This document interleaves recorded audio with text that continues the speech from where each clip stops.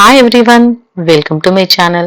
ఈరోజు సెషన్లో మనం degree Osmania university first year second సెమ్కి రిలేటెడ్ యూనిట్ 9కి సంబంధించినటువంటి poem you are old father William, ఈ పోయం గురించి మనం ఇప్పుడు డిస్కస్ చేద్దాం.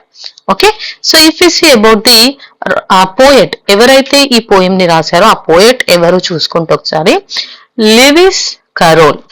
ఓకే, కనిపిస్తుంది కదా, Lewis Carroll is the writer of this poem. So ఇది వచ్చేసి 9th unit, already 6th 7th 8th units upload చేసేసాను. ప్రతి దాన్ని కూడా నేను ప్లేలిస్ట్ లో పెట్టాను. ఆ ప్లేలిస్ట్ లింక్ అనేది డిస్క్రిప్షన్ బాక్స్ లో ఉంటుంది. ఒక్కసారి మీరు వెళ్ళి డిస్క్రిప్షన్ బాక్స్ లో ఉన్న ప్లేలిస్ట్ మీద క్లిక్ చేస్తే ఈ సెమ్ కి సంబంధించినటువంటి అన్ని వీడియోస్ మీకు ఒకే దగ్గర కనపడతాయి. ఓకేనా, so if you see about the poet, ఇంకా మనం డీప్ గా పోయెట్ గురించి చూసుకుంటే Charles Lutwidge Dodgson 27 January 1832, 14 January 1898. So మన రైటర్ నేమ్ మనం ఇందాక ఏమనుకున్నాం, లెవిస్ కరోల్. మరి ఇక్కడ ఈ నేమ్ ఉంది అని చూస్తున్నారా, ఒకసారి చూడండి. Better known by his pen name Lewis Carroll. So Lewis Carroll అనేది పెన్ నేమ్, నథింగ్ బట్ కలం పేరు. కొంతమంది రైటర్స్ వాళ్ళ నేమ్ కాకుండా వేరే నేమ్ ని యూజ్ చేసుకుంటూ ఉంటారు. సో అలాంటి నేమే లెవిస్ కరోల్, ఇది పెన్ నేమ్. ఈయన రియల్ నేమ్ వచ్చేసి చార్ల్స్ లట్విచ్ డాడ్సన్.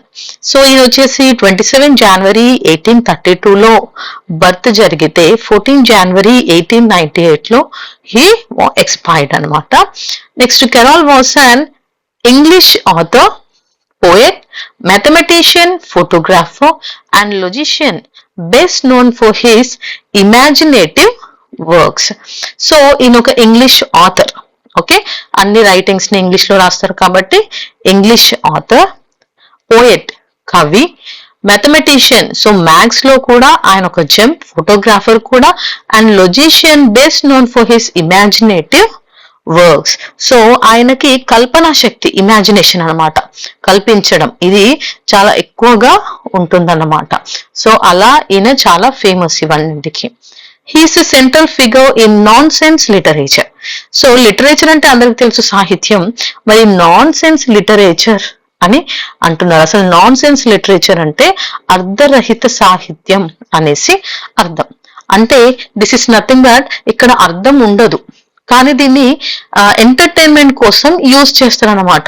సో ఒకటి సెంటెన్స్ ఒకలాగా ఉంటుంది, దాని మీనింగ్ మనం ఒకటి ఎక్స్పెక్ట్ చేస్తాం, కానీ అక్కడ కంప్లీట్ గా వేరే మీనింగ్ అనేది ఉంటుంది. సో అలా ఉండే వాటిని నాన్ సెన్స్ లిటరేచర్ అనేసి అంటారు.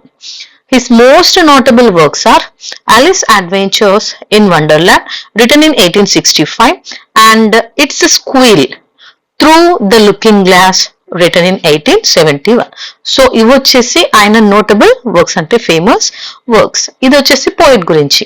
Next, if you see about the theme of this poem, ఈ పోయం థీమ్ ఒక్కసారి చూస్తే, in this poem a young man repeatedly questions Father William about his strange and surprising actions, especially considering his old age. So ఈ పోయంలో ఏం జరుగుతుందంటే, ఒక young man, ఒక యువకుడు అనమాట, ఆయన ఏం చేస్తాడంటే ఫాదర్ విలియం అనే ఒక ఓల్డ్ మ్యాన్ ఉన్నాడు.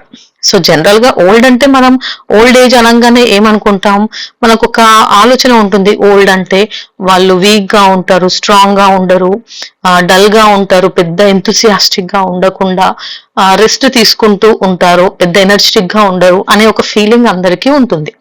సో కానీ ఇక్కడ ఏం జరుగుతుందంటే, ఆ ఓల్డ్ మ్యాన్ ఫాదర్ విలియం ఉన్నాడు కదా, ఆయనకు ఉన్నటువంటి ఆయన చేసే పనులు, యాక్షన్స్ అన్ని కూడా చాలా సర్ప్రైజింగ్ గా ఉంటాయి. అందువల్ల ఆయనని, ఈ ఫాదర్ విలియం ని ఈ యంగ్ మ్యాన్ క్వశ్చన్స్ అడుగుతూ ఉంటాడు, నువ్వు ఇలా ఎలా ఉన్నావు, అలా ఎలా ఉన్నావు అనేసి. దాని గురించి ఉంటుంది పోయంలో.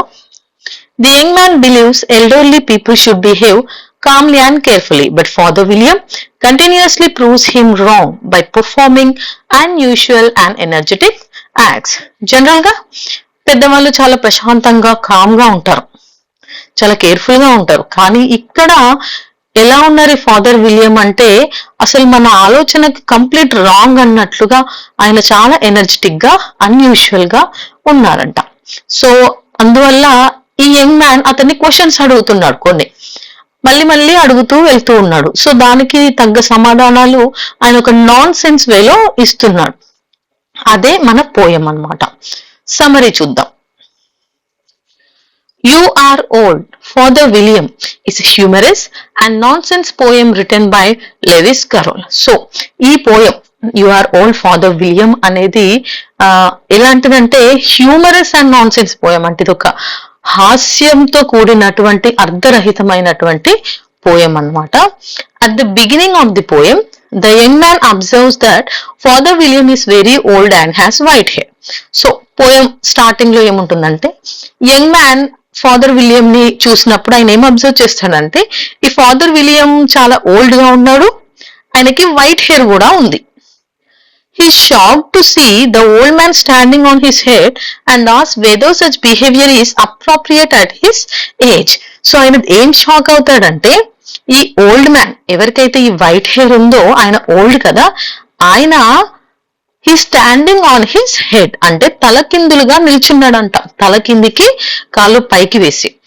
అది చూసిన వెంటనే ఆ ఏజ్ లో అలాంటిది చేయడం చూస్తే ఎవరైనా షాక్ అవుతారు కదా, మన యంగ్ మ్యాన్ కూడా అలాగే షాక్ అయ్యాడు. Father William replies హ్యూమరస్లీ that when he was young he worried that standing on his head might damage his brain. So ఇతను షాక్ అయ్యి అడుగుతాడనమాట, అసలు నువ్వు అలా ఎలా నిలబడగలుగుతున్నావు అంటే తల కింద కిందికి కాలు పైకి పెట్టి ఎలా ఈ ఏజ్ లో ఉండగలుగుతున్నావు అనేసి ఫాదర్ విలియం ని అడిగితే ఆయన ఏమని చెప్పాడు అంటే చాలా హ్యూమరస్ గా అంటే హాస్యభరితంగా ఏమన్నాడంటే, నేను యంగ్ గా ఉన్నప్పుడు ఏమనుకున్నా అంటే ఇలా తల కిందికి పెట్టుకుంటే బ్రెయిన్ డ్యామేజ్ అవుతుంది అనుకున్నాను, అందుకే అప్పుడు అలా చేయలేదు. Now he jokes that since he is sure he has no brain to harm, he freely repeats the action. ఇప్పుడేమనుకుంటున్నా అంటే నాకు ఎలాగూ బ్రెయిన్ లేదు కదా, సో నాకు నచ్చినట్టుగా ఈ యాక్షన్ చేయొచ్చు, అప్పుడంటే బ్రెయిన్ ఉంది పాడైపోతుందన్న భయంతో నేను తలకిందులుగా నిలబడలేదు, కానీ ఇప్పుడు నాకు బ్రెయిన్ లేదు అందుకోసమే నేను ఈజీగా ఫ్రీగా ఈ యాక్షన్ ని చేసుకుంటాను అని చెప్పాడంట. సో ఇతను అడిగిన క్వశ్చన్ కి ఇతను చెప్పిన సమాధానానికి ఏమైనా సంబంధం ఉందా? లేదు కదా. This witty response immediately sets the comic tone of the poem. So ఇలా ఈ సమాధానం అనేది హాస్యంతోని ప్రారంభమవుతుందన్నమాట. Next, the young man then comments that Father William has grown quite fat and old, yet he performed a back somersault at the doorway. So next ఏమంటారంటే father William fat గా ఉన్నాడు, old అయ్యాడు, కానీ ఈయన బ్యాక్ సామర్సాల్ట్ చేస్తున్నాడంట డోర్ ముందు. Back సామర్సాల్ట్ అంటే ఏంటి అంటే పిల్లి మొగ్గలు అంటారు తెలుసు కదా, వెనుకకి డొమ్మర కంట వేయడం అనేసి. సో అలా చేస్తున్నాడంట. సో ఆ ఏజ్ లో ఉన్న వాళ్ళు డొమ్మర కంట కానీ పిల్లి మొగ్గలు కానీ వేయడం అంటే ఎవరైనా సర్ప్రైజ్ అవుతారు. సో హీ ఆస్ హౌ ఈస్ దిస్ పాసిబుల్, ఇది ఎలా పాసిబుల్ అనేసి ఈ యంగ్ మ్యాన్ ఫాదర్ విలియం ని అడుగుతాడు. Father William answers that in his youth he kept his body flexible by using a special ointment and even tries to sell some to the young man. So ఆయన ఏమని సమాధానం చెప్తాడు అంటే, నేను young గా ఉన్నప్పుడు నా బాడీ మంచి ఫ్లెక్సిబుల్ గా ఉండడం కోసం నేను ఒక స్పెషల్ ఆయింట్మెంట్ యూజ్ చేసేవాడిని, నువ్వు కూడా దాన్ని యూజ్ చేయు, అందుకే నేను ఇప్పుడు ఇలా చేయగలిగేంత స్ట్రాంగ్ ఉన్నాను అని చెప్పాడంట. This moment adds satire because instead of giving wise advice, father turns the conversation into a humorous advertisement. So ఇక్కడ ఇది మళ్ళీ ఫన్నీగా మారుతుంది అనమాట. ఆయన ఒక మంచి అడ్వైస్ ఇవ్వడం పోయి ఏం చేశాడు, ఇక్కడ అడ్వర్టైజ్మెంట్ చేస్తున్నాడు అనమాట. ఏం అడ్వర్టైజ్మెంట్? ఆయన ఆయింట్మెంట్ కి advertisement చేసుకుంటున్నాడంట. The questioning continues as the young man points out the Father William's jaws should be weak due to the old age. Yet he managed to eat an entire goose, including bones and beak. So next question ఏమొస్తుందంటే, మామూలుగా old వాళ్ళకి పళ్ళు okay Jos అనేవి దంతాలు ఎలా ఉంటాయి, చాలా week గా ఉంటాయి, ఊడిపోతూ ఉంటాయి, గట్టిగా ఉన్నవి తినలేరు. కానీ ఇక్కడ ఫాదర్ విలియం మాత్రం ఒక ఎంటైర్ గూస్ ని అంటే ఒక కంప్లీట్ బాతుని దాని బోన్స్ దాని బీక్ తో సహా మొత్తం నమిలి పడేస్తాడంట, అంత స్ట్రాంగ్ ఉన్నాయి ఆయన జాస్. ఫాదర్ విలియం అప్పుడు ఏమని ఆన్సర్ చెప్తాడంటే, father William explains that when he was young he practised law and often argued with his wife.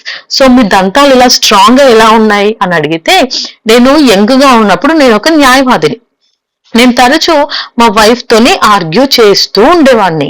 These arguments he claims strengthen his jaw muscles allowing him to chew anything even in old age. So అలా argue చేసి చేసి నా దంతాలు muscles ఉంటాయి కదా, దంతాల యొక్క muscles అవి చాలా స్ట్రాంగ్ అయ్యాయి. అందుకే ఇప్పుడు నేను దేన్నైనా కూడా నమిలి పాడేయగలను అని చెప్పాడంట.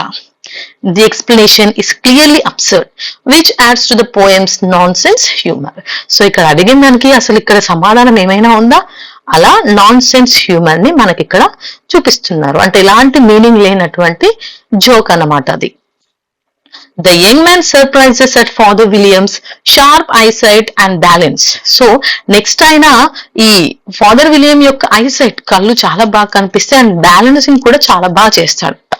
సో దానికి సర్ప్రైజ్ అయ్యాడు. ఎందుకంటే especially his ability to balance and eel on his nose despite being old.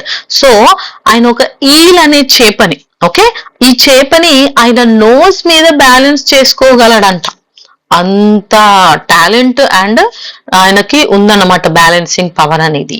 He wonders how father became so clever. So old అవుతూ ఉంటే వాళ్ళకున్న జ్ఞానం తెలివి అనేది తగ్గుతుందంటారు, కానీ నేను ఇంకా చాలా క్లెవర్ అవుతున్నాడు. సో ఇవన్నీ చూసి ఆ యంగ్ మ్యాన్ చాలా సర్ప్రైజ్ అయ్యాడు. అడిగి మళ్ళీ అడిగాడు. సో అలా అన్నింటికి ఒక్కొక్కసారి అడుగుతుంటే ఆయన సమాధానం చెప్తున్నాడు కదా. So instead of offering another explanation, కానీ ఈసారి మాత్రం ఎక్స్ప్లెనేషన్ ఇవ్వలేదు father William. Father William became impatient. ఆయనకు అసలు కొంచెం కూడా పేషెన్స్ అనేది లేదు. ఇంకా ఆయన అసలు సమాధానం చెప్పాలి అనేసి అనుకోవట్లేదు. He says he has already answered enough questions and angrily tells the young man to stop asking foolish things or leave immediately. So ఇంకా ఆయనకున్నటువంటి ఓపిక అనేది పోతుంది. ఆయన ఏమంటాడంటే, ఇంకా నువ్వు అడిగిన క్వశ్చన్స్ చాలు, నేను చెప్పిన సమాధానాలు చాలు, ఇక నువ్వు క్వశ్చన్స్ అడగడం మానేది, లేదంటే ఇక్కడ నుంచి వెళ్ళిపో అనేసి చెప్పాడు.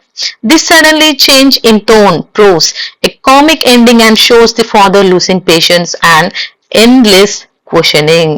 సో ఈ విధంగా జరిగిన ఈ స్టోరీ వల్ల ఏమవుతుందంటే ఫైనల్ గా ఈ హాస్యంతోని కంప్లీట్ గా ఎండ్ అవుతుంది. ఆయన పేషెన్స్ ఉంటాయి కదా, ఆయనకున్నటువంటి ఆ ఓపిక అనేది కూడా పోతుందన్నమాట. సో అలా ఈ స్టోరీ అనేది, ఈ పోయం స్టోరీ అనేది ఎండ్ అయిపోతుంది అన్నమాట.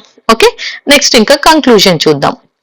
Normally older people are expected to be weak, serious and full of moral advice. So old people ఎలా ఉంటారు, ఎప్పుడు వీక్ గా ఉండడం, చిన్న చిన్న వాటికే సీరియస్ అవ్వడం, ఎప్పుడు ఏదో ఒక అడ్వైస్ చేస్తూ ఉంటారు. However father William is energetic, unpredictable and playful. కానీ ఇక్కడ ఫాదర్ విలియం మాత్రం ఎలా ఉన్నాడు, ఎనర్జెటిక్, చాలా ఉల్లాసంగా, అన్ప్రెడిక్టబుల్, అసలు మనము ప్రెడిక్ట్ చేయలేమన్నమాట, ఊహించని విధంగా, అండ్ చాలా సరదాగా ఆటపాటలతో ఉన్నాడు. Carroll uses exaggeration and illogical explanation to create nonsense humor, which was a hallmark of his writing style. So ఇక్కడ లూయిస్ మనకి ఎక్సాజరేషన్ అండ్ ఇల్లాజికల్ ఎక్స్ప్లెనేషన్ అంటే అతిశయోక్తి అలాగే అర్ధరహిత వివరణలతోనే ఈ హాస్యాన్ని సృష్టించాడు. Rather than teaching a clear moral lesson, the poem entertains readers by turning expectation upside down. So ఇక్కడ మనం ఏమనుకుంటాం, అడిగిన క్వశ్చన్ కి ఏదైనా సమాధానం వస్తుందేమో, ఆయన ఎలా అంత స్ట్రాంగ్ ఉన్నాడో, ఎలా అంత బ్యాలెన్సింగ్ పవర్ తో ఉన్నాడు, ఇలా చెప్తాడేమో అనుకుంటాం. కానీ ఇక్కడ మన ఎక్స్పెక్టేషన్స్ అన్ని తలకిందులైపోతాయి. The repeated questioning structure also creates rhythm and makes the poem enjoyable to read aloud. So ఇలా మళ్ళీ మళ్ళీ క్వశ్చన్స్ ని అడుగుతూ ఉండడం, దానికి ఇచ్చే ఈ ఫన్నీ సమాధానాలు, ఇవన్నీ కూడా పోయం ఒక రిథమిక్ వేలో ఉండడమే కాకుండా చదవడానికి చాలా ఎంజాయింగ్ గా ఉంటుంది. సో ఇలా మనకి ఒక ఓల్డ్ మ్యాన్ ని ఒక యంగ్ మ్యాన్ క్వశ్చన్స్ అడిగితే ఎలా సమాధానం చెప్పారు, ఆ మీనింగ్లెస్ సమాధానాలు ఎంత ఫన్నీగా ఉన్నాయి అనేది ఈ పోయం. ఓకే, సో ఇది కంప్లీట్ సమరీ. మీరు ఈ సమరీని నోట్ చేసుకోండి, అలాగే మీ ఫ్రెండ్స్ కి కూడా షేర్ చేయండి.